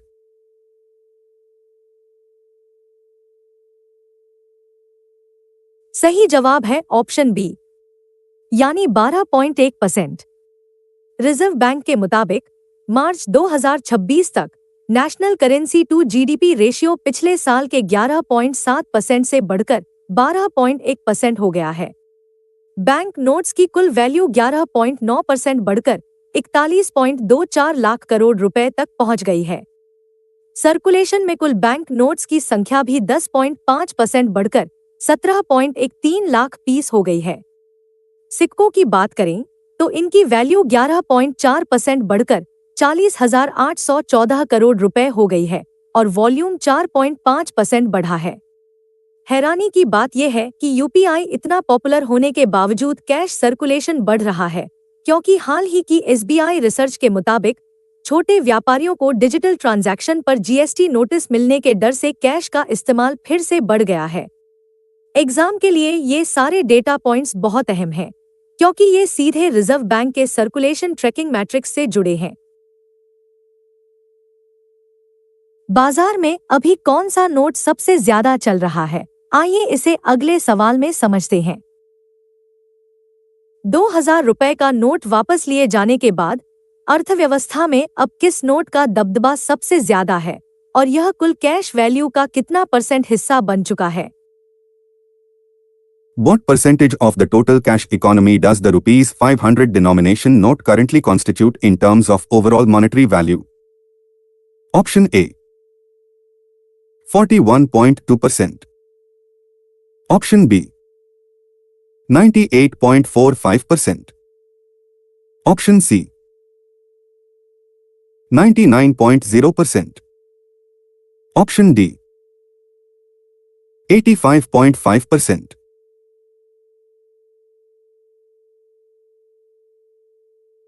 सही जवाब है ऑप्शन डी, यानी 85.5%। रिजर्व बैंक के लेटेस्ट डेटा के मुताबिक आज देश के कुल कैश सर्कुलेशन की वैल्यू में 500 रुपए के नोट की हिस्सेदारी 85.5% हो गई है। अगर हम सिर्फ वॉल्यूम यानी नोटों की गिनती की बात करें तो बाजार में मौजूद कुल नोटों में से 41.2% नोट सिर्फ 500 रुपए के ही हैं। ऐसा इसलिए हुआ है क्योंकि जब से 2000 रुपए के नोट को बंद करने का फैसला लिया गया, तब से अब तक इसके 98.45% नोट बैंकिंग सिस्टम में वापस आ चुके हैं। चूंकि अब बाजार में कोई बड़ा नोट नहीं बचा है, इसलिए 500 रुपए के नोटों पर भारी दबाव है और एक अनुमान के मुताबिक आज इसके 700 करोड़ से ज्यादा पीस सर्कुलेशन में मौजूद हैं। एग्जाम के लिए ध्यान रखें कि बड़े नोटों के हटने के बाद 500 रुपए का नोट ही अब भारतीय अर्थव्यवस्था का असली बैकबोन बन चुका है। कैश सर्कुलेशन तो बढ़ रहा है, लेकिन बाजार में जाली नोटों को पकड़ने का सबसे ज्यादा काम कौन करता है? आइए देखते हैं। अर्थव्यवस्था में मौजूद जाली नोटों को पकड़ने का एक पूरा सिस्टम काम करता है। तो इस ट्रैकिंग फ्रेमवर्क के तहत पकड़े गए कुल जाली नोटों में से सबसे बड़ा हिस्सा किन संस्थानों ने पकड़ा है? Which entities successfully detected 97.6% of all fake currency notes identified within the counterfeit tracking framework? Option A Commercial banks. Option B Regional offices of the central bank. Option C Security printing presses of the government. Option D Currency management departments of the treasury.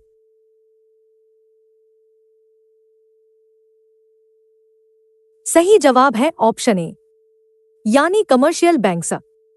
Reserve bank की report के मुताबिक system में पकड़े गए कुल जाली नोटों में से 97.6% नोट कमर्शियल बैंक्स ने ही पकड़े हैं। देश भर में पकड़े गए जाली नोटों की कुल संख्या पिछले साल के 2,17,396 पीस से बढ़कर 2,29,746 पीस हो गई है। फेक करेंसी के इस उछाल की सबसे बड़ी वजह है 500 रुपए के जाली नोट, जिनकी संख्या में 20.5% की तेजी आई है और कुल 1,41,907 जाली पीस पकड़े गए हैं। दिलचस्प बात यह है कि जहां 500 और 200 रुपए के फेक नोट बढ़े हैं, वहीं रिजर्व बैंक की रिपोर्ट के मुताबिक 2000 रुपए के फेक नोटों में भारी गिरावट आई है, क्योंकि वो सर्कुलेशन से बाहर हो चुके हैं। एग्जाम के लिए याद रखें, बैंकिंग सिस्टम में जाली नोट पकड़ने का सबसे बड़ा नेटवर्क कमर्शियल बैंक्स का ही होता है। चलिए अब पिछले सवालों का क्विक रिवीजन कर लेते हैं। $250 बिलियन आई डेटा सेंटर्स के लिए कमिट किए गए। रिजर्व बैंक ने इस साल के लिए महंगाई दर 4.6% बताई। मार्च 2026 तक करेंसी टू जीडीपी रेशियो 12.1% हो गया। टोटल कैश इकॉनमी में 500 के नोट की वैल्यू 85.5% है। कमर्शियल बैंक्स ने देश के 97.6% जाली नोट पकड़े। जब बात आती है नई करेंसी छापने की, तो पिछले फाइनेंशियल ईयर में रिजर्व बैंक का कुल कितना खर्चा हुआ? What was the total financial expenditure incurred by the central bank for printing fresh currency notes during the financial year ending March 2026? Option A. 6,372.8 crore rupees. Option B. 3,030.0 crore rupees. Option C. 4,875.2 crore rupees. Option D. 2,810.0 crore rupees.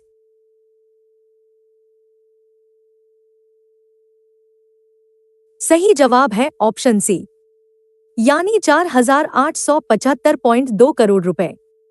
Reserve bank का currency छपाई का खर्चा पिछले साल के 6,372.8 करोड़ रुपए से काफी घट गया है। बैंक ने जानबूझकर नए नोटों का ऑर्डर 3.03 लाख पीसेस से घटाकर 2.81 लाख पीसेस कर दिया था। हाल ही में आरबीआई ने नोटों की छपाई के बढ़ते खर्च और उनके जल्दी खराब होने की वजह से पॉलीमर करेंसी की तरफ भी विचार करना शुरू किया है, जिससे आगे चलकर रिप्लेसमेंट कॉस्ट और कम हो सके। एग्जामिनर यह सवाल इसलिए पूछता है क्योंकि यह दिखाता है कि कैसे आरबीआई अपनी ऑपरेशनल कॉस्ट कम कर रहा है, भले ही मार्केट में करेंसी की कुल वैल्यू बढ़ रही हो। अगले सवाल में हम आरबीआई के नए और टिकाऊ बैंकनोट्स के ट्रायल लोकेशन के बारे में जानेंगे। रिजर्व बैंक की क्लीन नोट पॉलिसी के तहत नए वार्निश वाले बैंकनोट्स का ट्रायल आखिर किस फैसिलिटी में किया जा रहा है? Where are the active trials for the new varnished banknotes currently being conducted under the clean note policy? Option A. The Security Printing and Minting Corporation of India Limited facility in Nashik. Option B. The Bharatiya Reserve Bank Note Mudran Private Limited facility in Salboni. Option C. The Security Printing and Minting Corporation of India Limited facility in Devas. Option D. The Bharatiya Reserve Bank Note Mudran Private Limited facility in Mysore.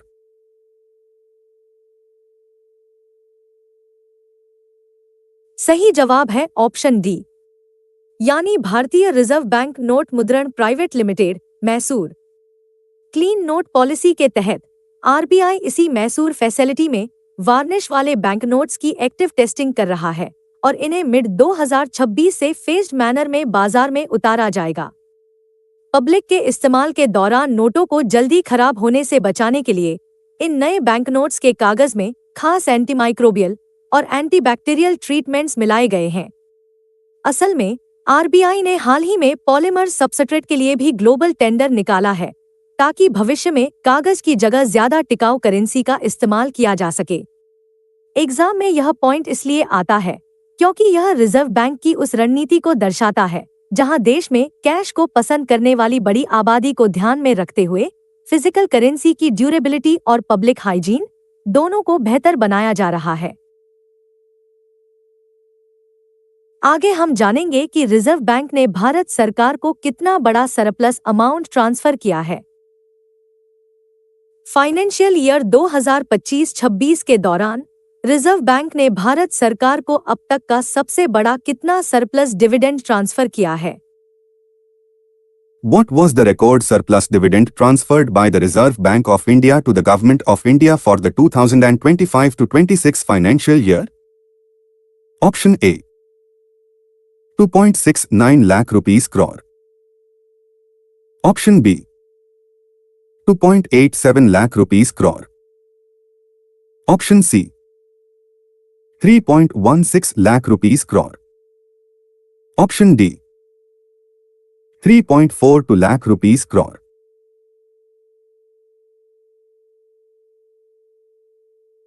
सही जवाब है option B, यानी 2.87 लाख करोड़ रुपए। यह reserve bank के इतिहास का सबसे बड़ा पेआउट है, जो पिछले साल के 2.69 लाख करोड़ रुपए से 6.7% ज्यादा है।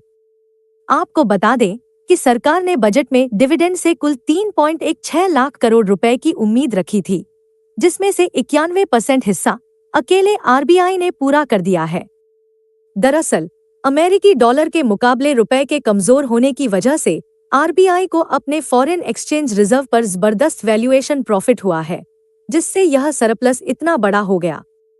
एग्जाम के लिए यह जानना बहुत जरूरी है, क्योंकि यह भारी भरकम फंड सरकार को बिना नया कर्ज लिए अपना फिस्कल डेफिसिट कंट्रोल करने में बड़ी मदद करता है। अगले सवाल में हम रिजर्व बैंक की तेजी से बढ़ती बैलेंस शीट के ताजा आंकड़ों को समझेंगे। 21% से ज्यादा की भारी ग्रोथ के बाद मार्च 2026 के अंत में रिजर्व बैंक की बैलेंस शीट का कुल आकार कितना पहुंच गया है?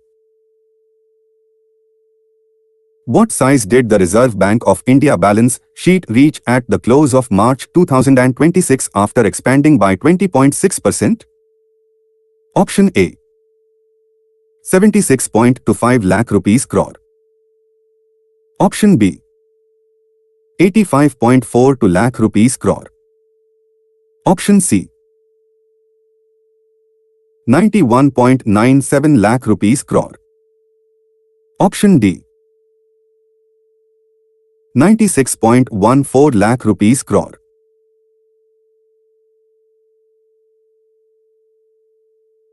सही जवाब है ऑप्शन सी, यानी 91.97 लाख करोड़ रुपए। रिजर्व बैंक की बैलेंस शीट में 20.6% की जबरदस्त ग्रोथ देखी गई है, जो पिछले साल की 76.25 लाख करोड़ रुपए की लिमिट से बढ़कर कुल 15.72 लाख करोड़ रुपए का जंप लेकर इस नए आंकड़े तक पहुंची है। देश की जीडीपी के अनुपात में भी यह साइज 23.7% से बढ़कर अब 26.4% हो गया है।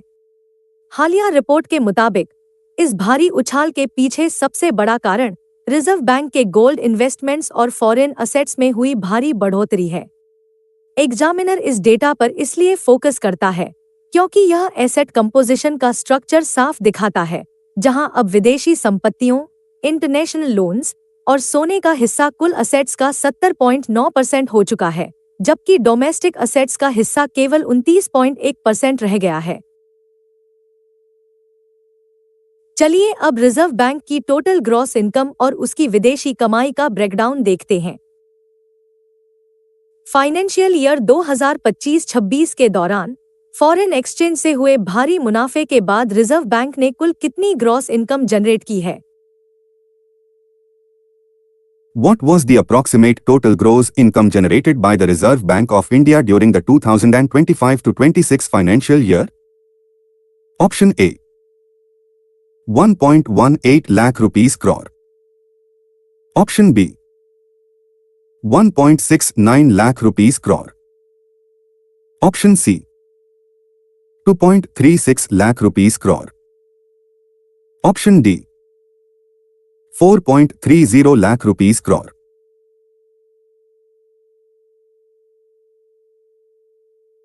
सही जवाब है ऑप्शन डी, यानी 4.30 लाख करोड़ रुपए।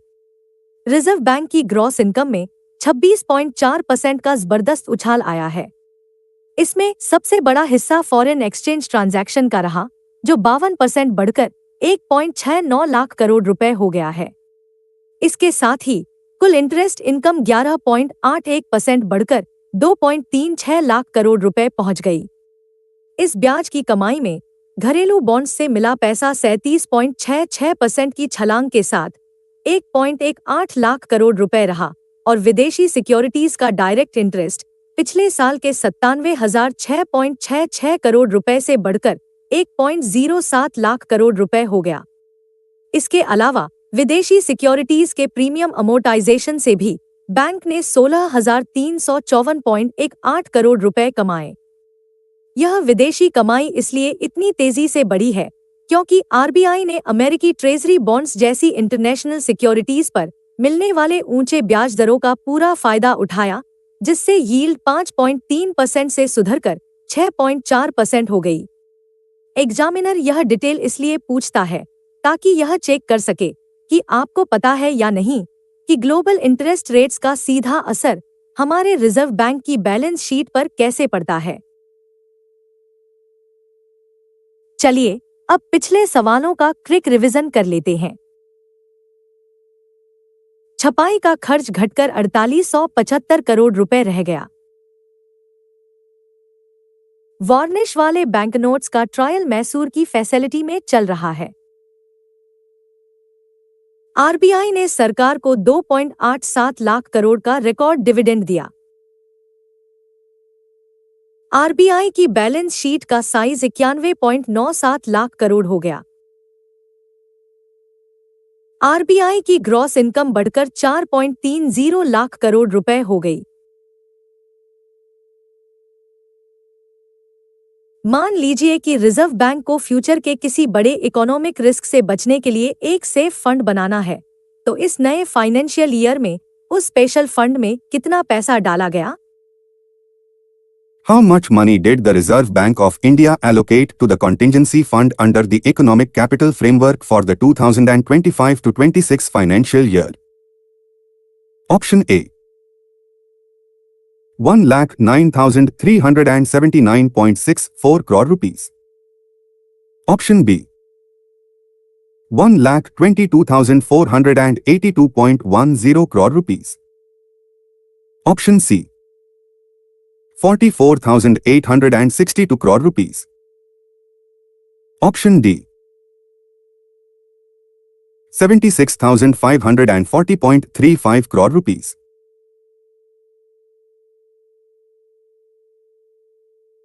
सही जवाब है ऑप्शन ए, यानी 1,09,379.64 करोड़ रुपए। रिजर्व बैंक ऑफ इंडिया ने अपने कंटिंजेंसी फंड में यह बहुत बड़ा अमाउंट ट्रांसफर किया है। यह फैसला इकोनॉमिक कैपिटल फ्रेमवर्क के तहत लिया गया, जिसे बिमल जालान कमेटी की सिफारिशों पर बनाया गया था, ताकि किसी भी ग्लोबल इकोनॉमिक शॉक से बचा जा सके। इस भारी भरकम अमाउंट के बावजूद टोटल बैलेंस शीट के मुकाबले रिस्क बफर का शेयर 7.5% से गिरकर 6.5% हो गया है। रूल्स के मुताबिक बैंक इसे 4.5% से 7.5% के बीच रख सकता है। ध्यान रहे, इस बार एसेट डेवलपमेंट फंड के लिए 0 फाइनेंशियल प्रोविजंस किए गए हैं। एग्जामिनर यह सवाल पूछता है क्योंकि यह अमाउंट देश के फाइनेंशियल रिस्क मैनेजमेंट का सबसे बड़ा टूल है। अगले सवाल में हम बात करेंगे कि रिजर्व बैंक अपने पास कितना सोना रखता है और क्यों। देश का रिजर्व बैंक करेंसी को बैक करने और विदेशी रिस्क से बचने के लिए अपने खजाने में असली सोना जमा करता है। तो इस मार्च तक कुल कितना सोना रिजर्व बैंक के पास जमा हो चुका था? What volume did the total sovereign physical gold holdings of the Reserve Bank of India reach by the end of March 2026? Option A 312.32 metric tons. Option B 880.52 metric tons. Option C 568.20 metric tons. Option D 879.58 metric tons.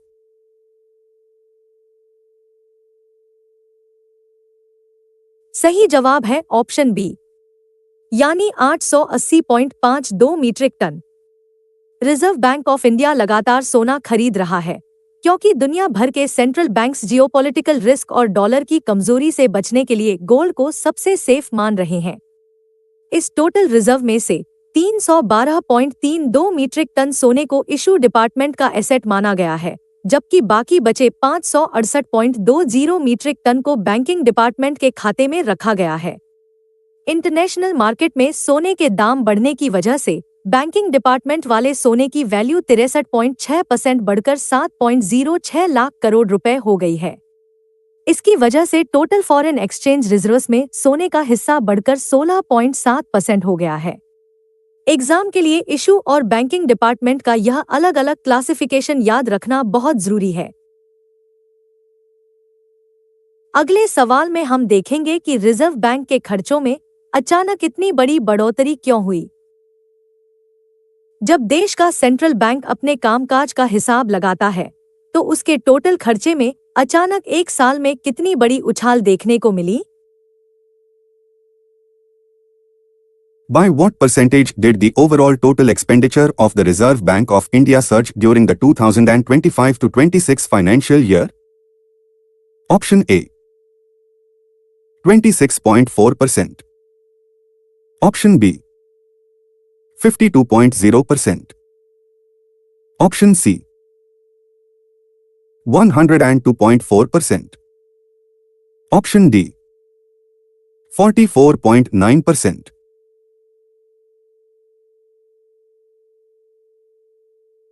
सही जवाब है option C, यानी 102.4%। Reserve Bank of India का total expenditure दोगुने से भी ज्यादा हो गया है, क्योंकि इस साल कंटिंजेंसी फंड में बहुत भारी प्रोविजनिंग की गई है। खर्चों को डिटेल में देखें तो बैंक का टोटल एम्प्लॉय कॉस्ट 9,146.71 करोड़ रुपए से बढ़कर 10,136.31 करोड़ रुपए हो गया है। हालांकि बैंक ने एक जगह काफी बचत भी की है। करेंसी नोट प्रिंटिंग का खर्चा, जो पिछले साल 6,372.82 करोड़ रुपए था, वह इस बार घटकर 4,875.20 करोड़ रुपए रह गया है। बैंकिंग एग्जाम्स में नोट प्रिंटिंग का कम होना और रिस्क प्रोविजनिंग का बढ़ना दोनों अहम माने जाते हैं। चलिए अब देखते हैं कि मार्केट में पैसा डालने के लिए बैंक ने कौन सा कदम उठाया। मार्केट में पैसे की कमी को दूर करने के लिए रिजर्व बैंक बहुत सी सरकारी सिक्योरिटीज खरीदता है। तो इस खरीदारी के बाद बैंक का डोमेस्टिक सिक्योरिटी पोर्टफोलियो कितना बड़ा हो गया? What value did the domestic government securities portfolio of the Reserve Bank of India reach after expanding during the 2025 to 26 financial year? Option A 22.6 lakh rupees crore. Option B 44.9 lakh rupees crore. Option C 21.7 lakh rupees crore. Option D 8.8 trillion rupees.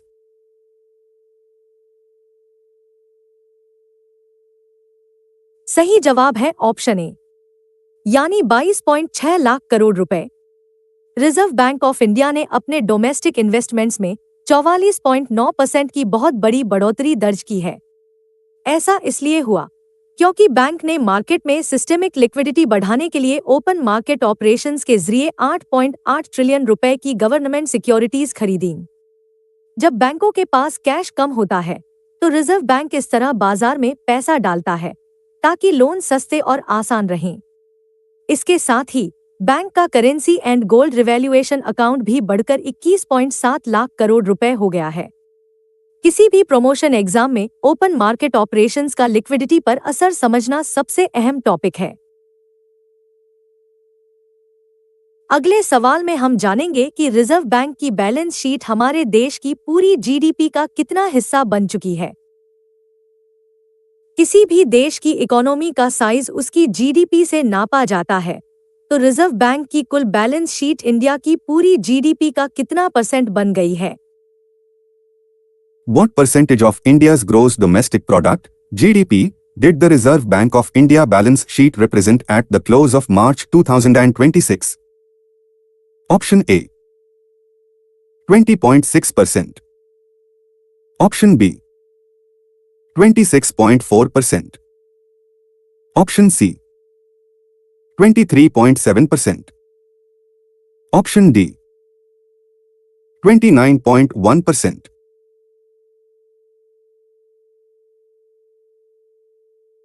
सही जवाब है option B, यानी 26.4%। India की total GDP के मुकाबले reserve Bank of India की balance sheet पिछले साल के 23.7% से काफी बढ़ गई है। ग्लोबल करेंसी मार्केट के उतार चढ़ाव से देश को बचाने के लिए सेंट्रल बैंक को लगातार एसेट्स खरीदने पड़ते हैं, जिससे बैलेंस शीट बड़ी होती है। पिछले साल का लिमिट 76.25 लाख करोड़ रुपए था, जिसमें 15.72 लाख करोड़ रुपए का इजाफा हुआ। इस तरह टोटल बैलेंस शीट 20.6% एक्सपेंड होकर 91.97 लाख करोड़ रुपए तक पहुंच गई है। अगर इसके स्ट्रक्चर की बात करें तो इसमें 29.1% हिस्सा डोमेस्टिक एसेट्स का है, जबकि बड़ा हिस्सा यानी 70.9% फॉरेन करेंसी एसेट्स, गोल्ड और इंटरनेशनल लोन्स का है। एग्जाम में फॉरेन और डोमेस्टिक एसेट्स का यह रेशियो अक्सर टेस्ट किया जाता है। चलिए अब पिछले सवालों का क्विक रिवीजन कर लेते हैं। कंटिंजेंसी फंड में 1,09,000 करोड़ का ट्रांसफर किया गया। रिजर्व बैंक का कुल गोल्ड रिजर्व 880 मीट्रिक टन पहुंचा। प्रोविजनिंग की वजह से रिजर्व बैंक का टोटल एक्सपेंडिचर दोगुना हो गया। डोमेस्टिक गवर्नमेंट सिक्योरिटीज पोर्टफोलियो बढ़कर 22 लाख करोड़ रुपए तक पहुंच गया। रिजर्व बैंक की कुल बैलेंस शीट जीडीपी का 26% बन गई। जब आप कोई डिजिटल पेमेंट करते हैं तो उस ट्रांजैक्शन को कुछ देर के लिए रोक कर रखने का जो नया प्रस्ताव रिजर्व बैंक लाया है, उसका मुख्य मकसद किस तरह के फ्रॉड को रोकना है? What type of fraud is the Reserve Bank of India targeting by proposing the introduction of deliberate processing delays in digital transactions? Option A. Unauthorized pull payment frauds where attackers bypass biometric authentication. Option B. Authorized push payment frauds where customers are manipulated into voluntarily initiating fraudulent transfers. Option C. Automated batch settlement frauds where hackers exploit clearing cycle vulnerabilities. Option D. Merchant-side spoofing frauds where point-of-sale terminals clone magnetic stripe data.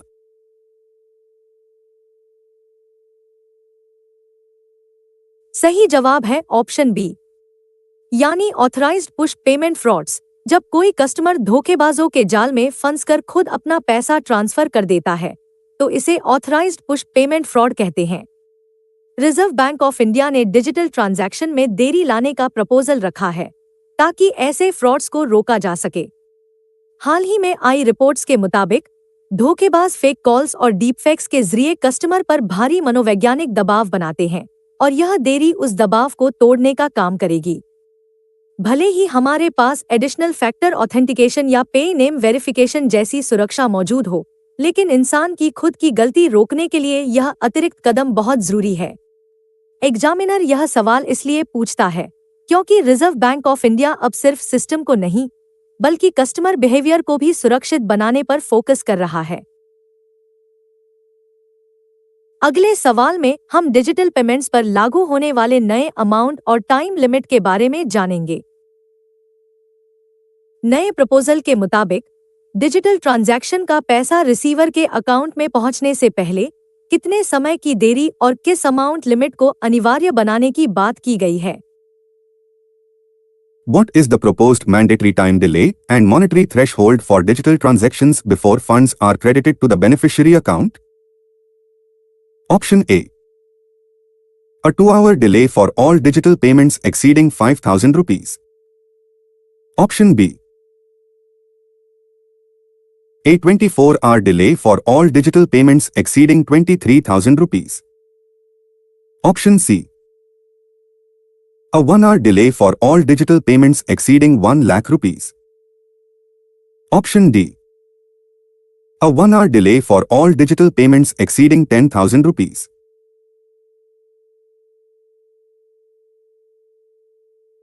सही जवाब है option D, यानी 1 घंटे की देरी और 10,000 रुपए का थ्रेशोल्ड।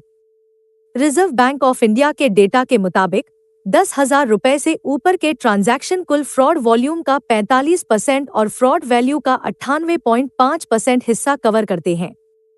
पिछले 5 सालों में इंडिया में डिजिटल फ्रॉड की वैल्यू 41 गुना बढ़कर लगभग 23,000 करोड़ रुपए तक पहुंच गई है। यह 1 घंटे का गोल्डन ऑवर नियम इसलिए लाया जा रहा है ताकि अगर कस्टमर को धोखाधड़ी का एहसास हो तो वह पैसा कटने से पहले ही ट्रांसफर को कैंसिल कर सके। इसके साथ ही कमजोर वर्ग के यूजर्स के लिए किसी भरोसेमंद व्यक्ति द्वारा एडिशनल ऑथेंटिकेशन का प्रपोजल भी है। यह डेटा एग्जाम के लिए बहुत महत्वपूर्ण है क्योंकि यह डिजिटल रिस्क मैनेजमेंट का कोर हिस्सा बन चुका है। अब हम समझेंगे कि इमरजेंसी के समय कस्टमर्स अपने पूरे अकाउंट को एक साथ कैसे लॉक कर सकते हैं। बैंकिंग कस्टमर्स के लिए जिस नए universal digital payment kill switch का प्रपोजल लाया गया है, वह उन्हें अपने अकाउंट की सुरक्षा के लिए कौन सी बड़ी सुविधा देगा? What functionality will the proposed universal digital payment kill switch offer to banking customers? Option A. It will allow customers to block all account debits across all digital payment modes in a single stroke. Option B. It will allow customers to permanently deactivate their permanent account number (PAN) linked to digital accounts. Option C. It will require customers to surrender their hardware security tokens to freeze international outward remittances. Option D. It will automatically suspend all inward credit settlements from unrecognized cross-border payment gateways.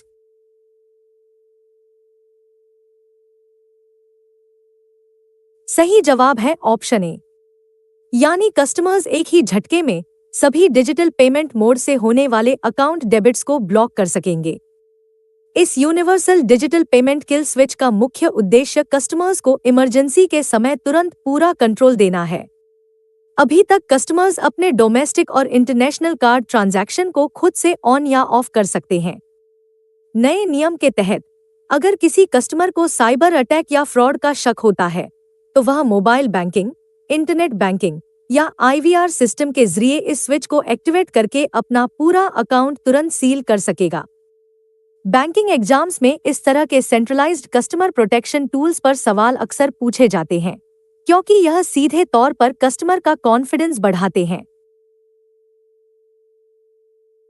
अगले सवाल में हम fraud reporting की उस minimum limit को समझेंगे जो हर bank को माननी होती है। रिजर्व बैंक के नियमों के मुताबिक बैंकों को अपने सालाना फ्रॉड डेटा में उन्हीं मामलों को रिपोर्ट करना होता है जिनकी कम से कम फाइनेंशियल वैल्यू कितनी हो। What is the minimum financial threshold mandated by the Reserve Bank of India for reporting annual bank fraud data?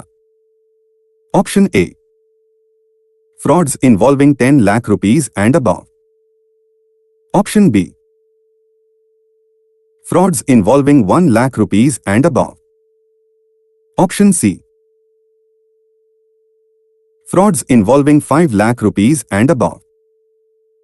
Option D. Frauds involving 50 lakh rupees and above.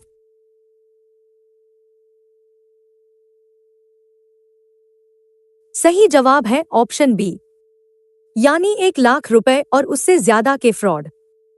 2025-26 के डेटा के अनुसार इस बार 314 पुराने मामलों को दोबारा क्लासिफाई किया गया है, जिनकी कुल वैल्यू 30,199 करोड़ रुपए है। रिजर्व बैंक ऑफ इंडिया ने ऐसा इसलिए करवाया ताकि सुप्रीम कोर्ट ऑफ इंडिया के 27 मार्च 2023 के फैसले का सही से पालन हो सके। हालिया नियम यह भी कहता है कि बैंकों को फ्रॉड का पता चलने के 21 दिनों के भीतर इसे अनिवार्य रूप से रिपोर्ट करना होता है। दिलचस्प बात यह है कि इस साल रिपोर्ट हुए मामलों की कुल संख्या तेजी से गिरकर 10,114 रह गई है, लेकिन इन फ्रॉड्स में शामिल कुल पैसा उछलकर 48,021 करोड़ रुपए हो गया है। एग्जाम के नजरिए से यह 1 लाख रुपए की लिमिट फ्रॉड रिपोर्टिंग फ्रेमवर्क का सबसे बेसिक और जरूरी नियम है। अब हम जानेंगे कि बैंकों को किस सेक्टर के फ्रॉड से सबसे बड़ा फाइनेंशियल नुकसान होता है। बैंकों के किस सेगमेंट में सबसे ज्यादा फाइनेंशियल फ्रॉड दर्ज किए गए हैं, जिनका हिस्सा कुल फ्रॉड अमाउंट का लगभग 85% है। Which banking segment accounted for the largest share of financial frauds, representing nearly 85% of the total fraud amount? Option A. The off-balance sheet transactions segment. Option B. The cards and digital payments segment. Option C. The deposit and foreign exchange segment. Option D. The advances segment.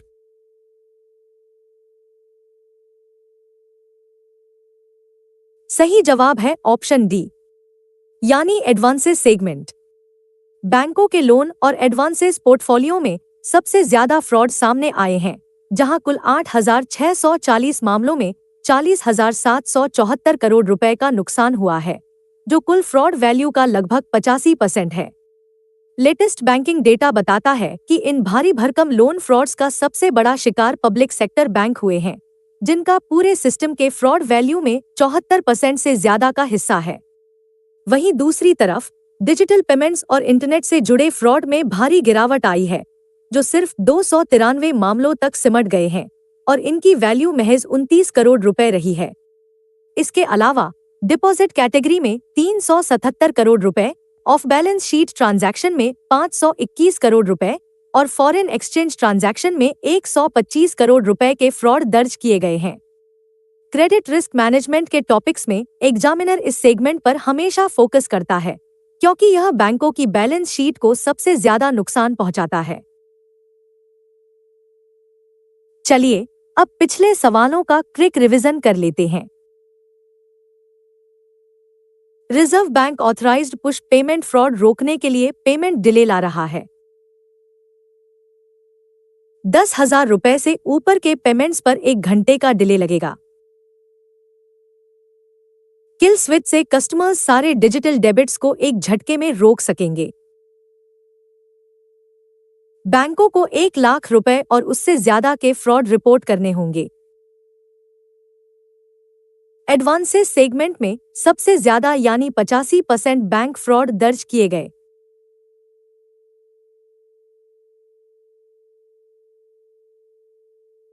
दोस्तों, इसी के साथ जनवरी से जून 2026 तक की हमारी RBI circulars और banking awareness series का पार्ट 5 यहीं एंड होता है। हमने आपके लिए टोटल 700 प्लस एमसीक्यूज तैयार किए हैं, जिन्हें हम इसी तरह मल्टीपल पार्ट्स में लेकर आएंगे। अब हम आपसे मिलेंगे इसके अगले पार्ट में।